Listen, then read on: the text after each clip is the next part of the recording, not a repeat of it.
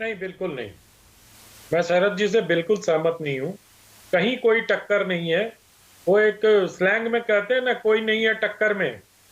तो मुझे लगता है कि कांग्रेस और आम आदमी पार्टी की बात नहीं करूंगा, लेकिन मैंने बीजेपी को बहुत सारे चुनाव में फॉलो किया, मानक जी। और आप अगर याद करिए हैदराबाद चुनाव, म्युनिसिपल कॉरपोरेशन का, जो कांग्रेस के वर्तमान अध्यक्ष कह रहे हैं, और किसी भी चुनाव में बीजेपी पर यही आरोप लगता है कि वो ध्रुवीकरण की राजनीति कर रही है। और 75 साल के लोकतंत्र में किसी पार्टी पर यह आरोप लगाना कोई बात नहीं है। पॉलिटिकल पंडित्स के पास कोई आरोप नहीं होते, तो ऐसे ही आरोप लगते हैं। लेकिन मुझे लगता है कि इस तरह का आरोप लगाकर हम कहीं ना कहीं जनता का अपमान करते हैं। उस जनता का जो वोट डालने जाती है, उनको कहते हैं कि तुम्हें किसी ने बरगला दिया और तुम वोट डालने चले गए। जय तो ये ये आरोप तो पिछले 20-25 सालों से बीजेपी पे लग रहा है। मुझे याद आता है, अगर मैं 2012 के चुनाव की याद दिलाऊं आप सब लोगों को, तो 2012 के चुनाव में जो भी गुजरात जाते थे वरिष्ठ पत्रकार लोग, वो वहां से लौट के यही कहते थे कि वहां फियर फैक्टर काम कर रहा है, फियर फैक्टर काम कर रहा है। और वो फियर फैक्टर इतना चला गुजरात में, लेकिन चुनाव के समय कहीं फियर फैक्टर हमें दिखा नहीं। 2017 में उसके बाद हुआ कि 2017 में बहुत सारे मतलब बहुत कांटे की टक्कर है, बीजेपी हार जाएगी और ये हो जाएगा और वो हो जाएगा, आदिवासी नाराज हैं, पाटीदार नाराज हैं, मतलब 2017 में नाराजगी फैक्टर था। ठीक है भाई, चलो बीजेपी की सीटें कम हो गई, वो 99 सीट पर आ गए, कांग्रेस को 77 सीट मिली। अलग बात है कि कांग्रेस बाद में अपने विधायकों को संभाल नहीं पाई और वो एक एक करके बिछड़े सभी बारी बारी, और कहां गए ये सबको मालूम है। तो मुझे लगता है कि जिस तरह से बीजेपी का आकलन किया जा रहा है ना, और बीजेपी का आकलन करने में हमें अब कुछ नए औजार ढूंढने पड़ेंगे। ये सारी चीजें पुरानी हो चुकी हैं, और ये बात नरेंद्र मोदी पिछले अपने कई बार बातचीत में कह भी चुके हैं कि बीजेपी को समझने के लिए पुराने औजारों से, जैसे मार्क्सवादी औजार साहित्य को समझने के लिए पुराने हो चुके हैं ना, वो साहित्य को नहीं समझ सकते, उसी तरह से बीजेपी को समझने के लिए ये सारे औजार पुराने हो चुके हैं कि ध्रुवीकरण कर रहे हैं, वो इमोशनल इश्यूज ले आते हैं, ये आते हैं, वो ले आते हैं। और अगर गुजरात मॉडल देखना है तो गुजरात जाकर देखना पड़ेगा।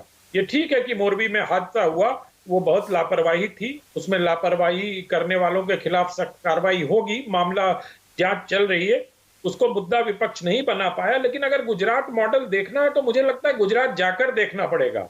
और गुजरात का चुनाव जो है वो बिहार, उत्तर प्रदेश या देश के अन्य राज्यों के चुनाव से बिल्कुल अलग है। वहां अब एस्पिरेशंस की मतलब वहां के लोगों को स्वास्थ्य, एजुकेशन सब मिल गया। अब वो एक लेवल ऊपर की आकांक्षाएं उनकी हो गई हैं। तो मुद्दा वहां बिजली, सड़क और पानी नहीं है। मुद्दा ये है कि अगर सड़कें हमारी 4 लेन है तो वो 8 लेन की होंगी कि नहीं होंगी, स्कूल अगर अच्छे हैं तो बहुत अच्छे होंगे कि नहीं।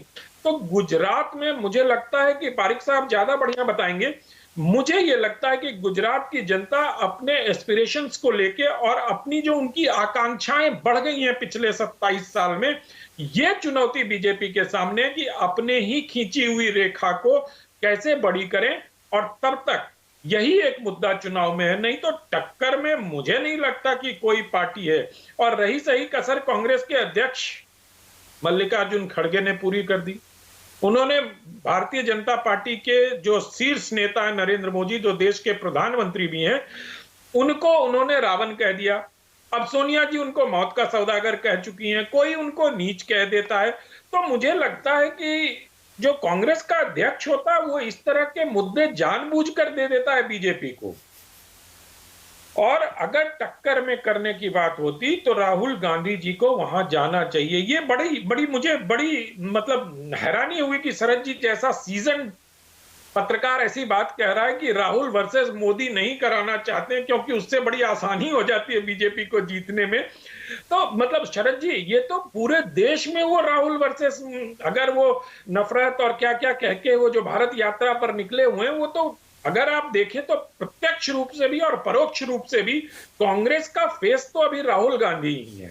और राहुल गांधी, और आप कह रहे हैं कि राहुल गांधी और नरेंद्र मोदी में बड़ी आसानी हो जाती है और बीजेपी वाले भी चाहते हैं कि राहुल गांधी ही सामने रहे, तो कांग्रेस ने बड़ी चतुराई से ऐसा किया। मुझे ऐसा नहीं लगता। मुझे लगता है बहुत सम्मान और बहुत आदर के साथ मैं आपसे असहमति प्रकट करते हुए कहना चाहता हूं कि मुझे लगता है कि कांग्रेस पार्टी अपने आसन्न खतरे, मतलब हार के आसन्न हार को भांपते हुए उन्होंने कहा कि चलो थोड़ी बहुत लड़ाई कर लेते हैं, मतलब रोड शो भी नहीं किया, बड़े नेता भी नहीं गए, और पता नहीं। और देखिए, बीजेपी जब चुनाव लड़ती है तो वो हर हर चुनाव को इसी सीरियसली लड़ती है, चाहे वो म्युनिसिपल कॉर्पोरेशन का चुनाव हो। और पता नहीं, खड़गे जी जैसे इतने बड़े नेता, इतने अनुभवी नेता ये कह रहे हैं कि मोदी का चेहरा क्यों देखें।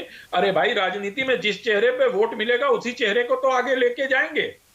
जवाहरलाल नेहरू जी जब चुनाव लड़ा करते थे तो सारे चुनाव में जवाहरलाल नेहरू जी जाते थे। ये लोकतंत्र में कहां लिखा हुआ है कि प्रधानमंत्री जो है वो म्युनिसिपल कमिश्नर, म्युनिसिपैलिटी के इलेक्शन में प्रचार नहीं करेगा? ये कहीं लिखा हुआ है क्या?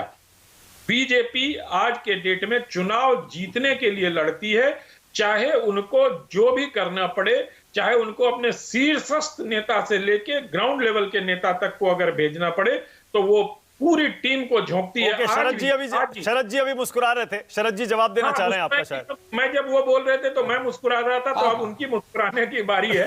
तो मुझे लगता है कि आज मानक जी 11 बीजेपी के नेता गुजरात चुनाव में प्रचार कर रहे हैं, है ना।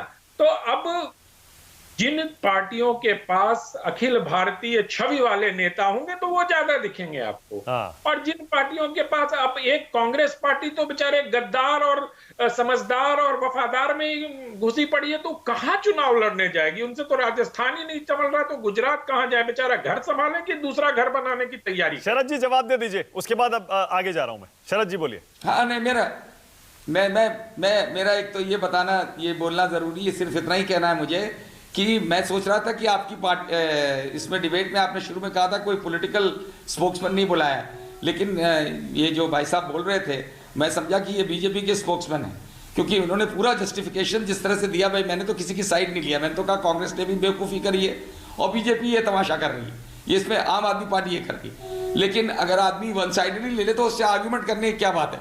भाई मालूम है कि अगर आपको बीजेपी की पैरवी करनी है तो इसमें मुस्कुराने के लिए हंसी की बात है।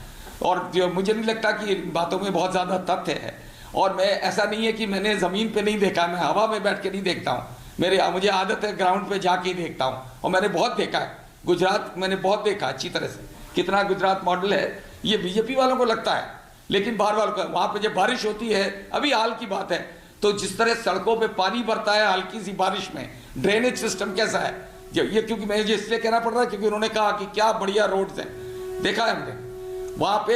जो मोरबी का हादसा है वो निगलेक्ट नहीं है खाली, वो बहुत बड़ी साजिश है जिस तरीके से किया गया, क्योंकि उस एस्केप जिसको करने दिया गया, जो उसका जिम्मेदार है, और किनको सजा मिल रही है? क्लास 4 वर्कर को, आउटसोर्स्ड लेबर को। ये है गुजरात मॉडल। ये बड़ा अच्छा लगता है तो भाई बड़ी अच्छी बात है, बीजेपी वालों को तो अच्छा लगेगा ही कि ठीक है, हो गया, खाना पूरी हो गया। लेकिन पब्लिक इस पे, पब्लिक क्या रिएक्ट करती है ये आपको समय बताएगा। ये जो है ये सोच के चलना, पिछले चुनाव में भी याद रखिए कि एक स्टेज ये आ गई थी कि लोग ये समझने लगे थे कि शायद कांग्रेस, लेकिन लास्ट में उसको टर्न दिया और तब जाके 70 पे रुके, नहीं तो आपको याद होगा 95-98 की स्थिति आ रही थी।